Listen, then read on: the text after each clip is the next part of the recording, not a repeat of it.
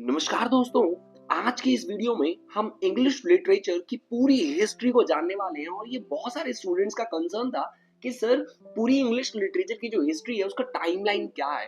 तो अगर आप बीए, एमए, नेट या क्लास 11 12 के स्टूडेंट हैं तो ये टाइमलाइन आपको पूरी लिटरेचर जो है ना वो क्लियर कर देगी, लिटरेचर की हिस्ट्री क्लियर कर देगी। तो हम देखेंगे कि इंग्लिश लिटरेचर के किन-किन पीरियड्स में उन्हें डिवाइड किया जाता है और हर पीरियड के जो मेजर राइटर्स हैं और उनके फेमस वर्क्स क्या हैं, कौन से हैं, ये हम पूरा का पूरा इस वीडियो में देखने वाले हैं। तो वीडियो को लास्ट तक जरूर देखें ताकि आपको इंग्लिश लिटरेचर की जो हिस्ट्री है वो पूरी की पूरी पता चल जाए। तो चलिए शुरू करते हैं इंग्लिश लिटरेचर की जर्नी से। सबसे पहला है हमारा ओल्ड इंग्लिश पीरियड जो अराउंड 1000 ईयर्स अगो था और सबसे पहला पीरियड ये जाना जाता है ओल्ड इंग्लिश पीरियड, जिसे एंग्लो सैक्सन एज भी कहा जाता है। नोट डाउन करते रहिएगा, सारे की पॉइंट्स हैं जो कि आप मतलब पूछे जाते हैं और याद कर सकते हैं। इसे एंग्लो सैक्सन एज भी कहा जाता है। एंड इस समय इंग्लैंड में एंग्लो सैक्सन ट्राइब्स जो है ना वो रहती थी। इस पीरियड की लिटरेचर जो थी वो मोस्टली हीरोइज्म, ब्रेवरी और रिलीजन पर बेस्ड थी कि इसमें हीरोइक जो सीन्स हैं या जो लिटरेचर का पार्ट है वो इसमें शो किया जा रहा था। इस समय की सबसे फेमस लिटरेरी वर्क जो है वो बियोवुल्फ है। ये एक एपिक और हेरोइक पोएम है जिसमें एक वॉरियर बियोवुल्फ एक मॉन्स्टर से लड़ता है। एंड हैरत अंगेज बात यह है कि इस बेहतरीन पोएम का जो पोएट है, ऑथर है, वो अननोन है। इंग्लिश लिटरेचर की सबसे पुरानी और महत्वपूर्ण वर्क्स में से एक है बियोवुल्फ। अब आता है हमारा सेकंड जो कि है मिडिल इंग्लिश पीरियड, यानी ओल्ड इंग्लिश के खत्म होने के बाद जो हमारा आता है पीरियड वो है मिडिल इंग्लिश पीरियड। इसको लगभग ये 1066 से लगभग 1500 तक चला था। इस पीरियड की शुरुआत हुई थी नॉर्मन कॉन्क्वेस्ट के बाद से, यानी जब फ्रांसीसी जो है वो आ गए थे और फ्रांसीसी रूलर्स के आने के बाद यहाँ पर फ्रेंच लैंग्वेज का जो इन्फ्लुएंस है ना वो इंग्लिश पर ज्यादा बढ़ गया था। तो इंग्लिश और ओल्ड इंग्लिश और फ्रेंच को मिला करके ये जो लैंग्वेज है वो बनाया गया था। इस समय इंग्लिश लैंग्वेज धीरे धीरे मॉडर्न फॉर्म की तरफ क्या कर रहा था, बढ़ रहा था।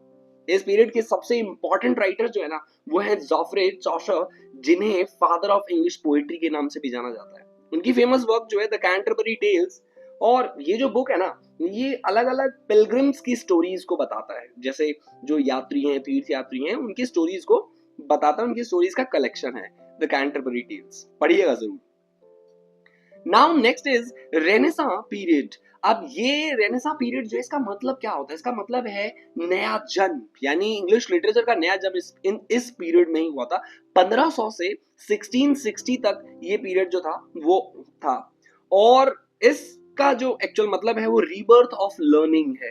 लिटरेचर का जो रीबर्थ हुआ है ना वो इसी पीरियड में हुआ था। इस पीरियड में आर्ट, लिटरेचर और साइंस में बहुत बड़ा रिवाइवल हुआ। और इस पीरियड का सबसे फेमस फेज जो है वो एलिजाबेथन एज है, जिसमें हमारे महत्वपूर्ण और हमारे फेमस ड्रामेटिस्ट जो हैं विलियम शेक्सपियर, वो इसी पीरियड से थे, एलिजाबेथन एज से। शेक्सपियर को बार्ड ऑफ एवन भी कहा जाता है और उनकी फेमस वर्क्स जो हैं जैसे Hamlet, Macbeth, Othello, Romeo and Juliet, ये उनकी फेमस वर्क्स हैं।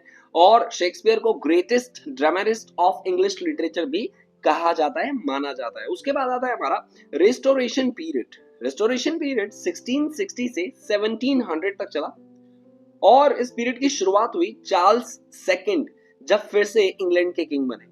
इस पीरियड की लिटरेचर जो है वो सटायर थी। सटायर को सबसे पहली बार जो इंट्रोड्यूस किया गया था ना वो इसी पीरियड में किया गया था। और इस समय के सबसे मोस्ट इंपॉर्टेंट जो पोएट हैं वो है जॉन ड्राइडन, यानी इनकी लिखी गई, इनकी लिखावट में जो सटायर होता था ना, सोशल क्रिटिसिज्म जो है वो देखने लायक था। और उनकी जो फेमस वर्क है एब्सलम और एकिटोफिल, ये उनकी बहुत ज्यादा फेमस वर्क है। किसका? जॉन ड्राइडन का, जो कि सटायर है, एक समाज के नियमों पर तंज कसा है जॉन ड्राइडन ने। तो पढ़िएगा जरूर इनको। नेक्स्ट आता है हमारा ऑगस्टन एज 1700 से 1745 तक।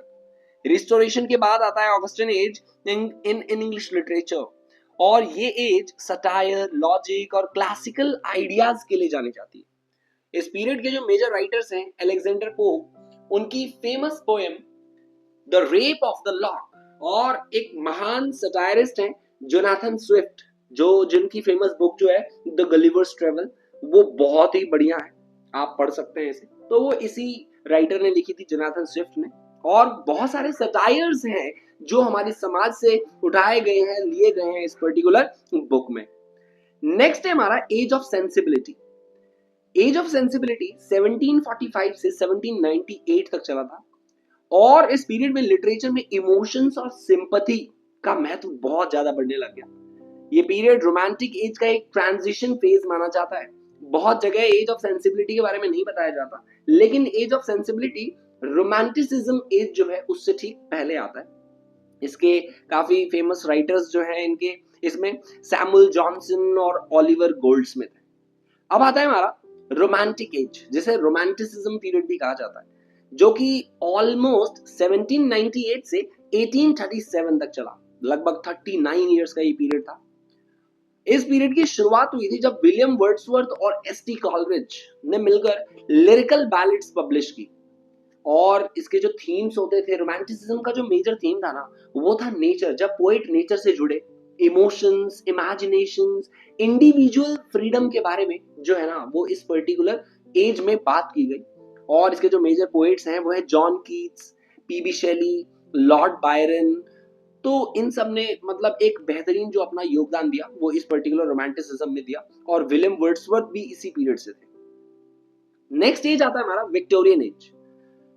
इस एज का नाम पड़ा है क्वीन विक्टोरिया के नाम पर। इस समय नोवेल्स बहुत ज्यादा पॉपुलर हुए। जो इसके मेजर राइटर्स हैं चार्ल्स डिकेंस, और उनकी जो फेमस नोवेल है ओलिवर ट्विस्ट, थॉमस हार्डी, उनकी फेमस वर्क जो है वो टेस ऑफ डी उर्बरविल्स की, ये सब सारी इनकी क्या है फेमस वर्क्स हैं। और इनको पढ़ के ना आपको रियलिटी पता चलती है कि लिटरेचर जो है ना, लिटरेचर का जो ट्रांजिशन है वो कैसे हुआ। आज हम पोस्ट मॉडर्निज्म एज में हैं, लेकिन इससे पहले के जो लिटरेचर थे वो क्या और कैसे ट्रांजिशनल फेज से गो थ्रू किया और कैसे कैसे बदलाव आए, ये सारी चीजें। उसके बाद आया हमारा एडवर्डियन पीरियड। विक्टोरियन एज के बाद एडवर्डियन पीरियड आया और इस पीरियड का नाम पड़ा एडवर्ड सेवन के नाम पर। इस समय लिटरेचर विक्टोरियन रियलिज्म से मॉडर्न एक्सपेरिमेंटेशन की तरफ बढ़ रहा था। इस पीरियड के इंपॉर्टेंट राइटर्स जो हैं वो है E.M. फॉर्स्टर। और इस पीरियड के बाद आता है मॉडर्निज्म। बहुत जगह एडवर्डियन पीरियड को इग्नोर किया जाता है, बट ये भी एक बेहतरीन और बेहद इंपॉर्टेंट पार्ट है इंग्लिश हिस्ट्री का, लिटरेचर की हिस्ट्री का। नेक्स्ट आता है हमारा मॉडर्निज्म। मॉडर्निज्म इस मूवमेंट का इस मूवमेंट पर ना बहुत बड़ा प्रभाव पड़ा था वर्ल्ड वॉर 1 का।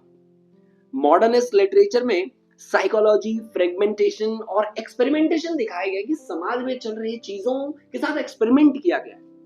इस पीरियड की जो फेमस राइटर्स हैं T.S. Eliot, उनकी जो फेमस पोएम है वो है द वेस्टलैंड, और वर्जीनिया वुल्फ इस पर्टिकुलर एज के थे ये लोग। नेक्स्ट आता है हमारा पोस्ट मॉडर्निज्म, जो कि 1945 से अब तक चल रहा है। और इस लिटरेचर में रियलिटी, ट्रुथ और ट्रेडिशनल स्टोरी टेलिंग को चैलेंज किया जाता है। इस पीरियड के जो फेमस राइटर्स हैं सैमुअल बेकेट, जिनकी फेमस प्ले है वेटिंग फॉर गॉडेट। तो दोस्तों इस तरह हमने पूरे के पूरे इंग्लिश लिटरेचर की ना पूरी हिस्ट्री टाइमलाइन के साथ समझ ली। अगर आपको ये लेक्चर हेल्पफुल लगा हो तो लाइक, शेयर और सब्सक्राइब जरूर करें। और आप चाहते हैं कि मैं हर लिटरेरी पीरियड को डिटेल में एक्सप्लेन करूं तो कमेंट में मुझे जरूर बताइएगा। Thank you so much.